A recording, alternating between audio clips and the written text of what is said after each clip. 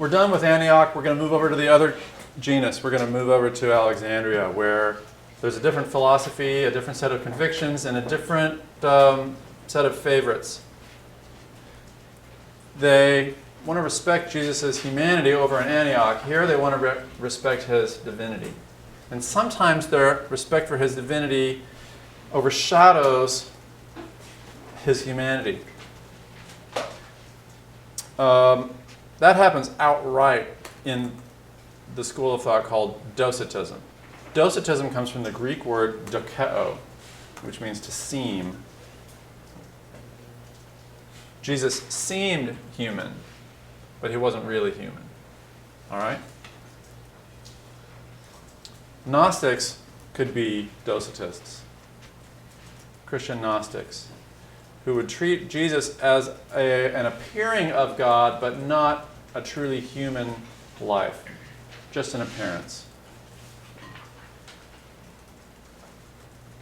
So the body of Christ wasn't even a real body. It was just like a hologram. It was just an apparent body. It was a special effect. Why would you deny? Why would you turn something that's tangible into a special effect? Well, to protect the transcendence of God, to respect God's otherness and God's difference. But here, see, it's being treated as something that's that's competitive with human life or with physical existence. If God is different than us, then God couldn't take on a physical human life. He must have only been pretending, posing as human. All right? So, Jesus is a poser. He's acting human, but he's not really human. So who's Jesus? Jesus is Clark Kent, who's not really a man. He's from the planet Krypton. He acts human, sort of dorky human. But when it comes time to show his true colors, he reveals that he's really not a human being at all. He's Superman. And his special powers come from his not being human, from his belonging to another race. Jesus is God posing as a human being, but not really being a human being. Nowadays, you'll get in the New Age movement some treatments of Jesus as being merely divine. Jesus is an avatar. He's posing as someone, but he's not really the one he's posing as. Avatar is a word for this from, I think it's Hindu. Where do you see Docetism in the church? Well, think about Christian circles where Jesus is always treated with respect to his divinity, but his humanity is something that we think that makes us uncomfortable. We don't want to talk about it or think about it. Conservatives are all about Jesus' divinity, and that's good. That's right. Fundamentalism arose because of widespread liberal theological problems with affirming the divinity of Jesus. And so fundamentalists a century ago insisted on Jesus' full divinity. And it was an appropriate reaction. But it kind of got us focused rather exclusively on Jesus' divinity sometimes. So do you see this in conservative churches? Do you see discomfort with Jesus' humanity, but total comfort with his divinity? I asked you this quiz question, true or false, whether Jesus struggled with his sex drive. And anybody who says true can't be a Docetist. Even some of you who said false, that doesn't mean you are Docetists. But Docetists would be uncomfortable that Jesus even has a sex drive.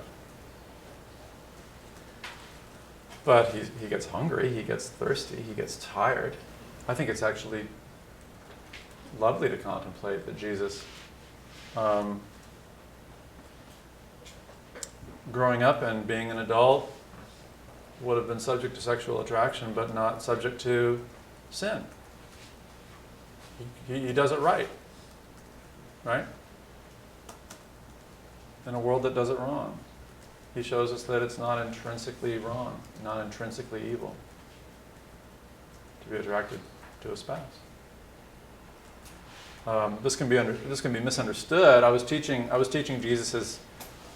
doctrine of incarnation at a church a decade ago, And I was making the point that Jesus is truly human. And one of the people in the audience is like, oh, so Jesus had sex.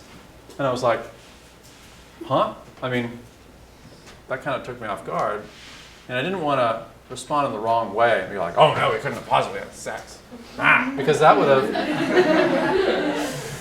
that could have led to the implication of Docetism, right? Or the implication is humanity isn't real humanity. On the other hand, she's coming from a culture where if you're truly human, you're sexually active, and if you're not sexually active, something's wrong with you. You're not a full human being if you're not sexually active. That's out there in American ideology, isn't it? It's out there in American culture. Like, what's wrong with you? Express yourself. It's human. And I had to think a while and measure out a response to the effect that, well, it's not like Jesus couldn't have entered into a marriage. It's just that you don't see him with the kinds of commitments that indicate that he did enter into a marriage.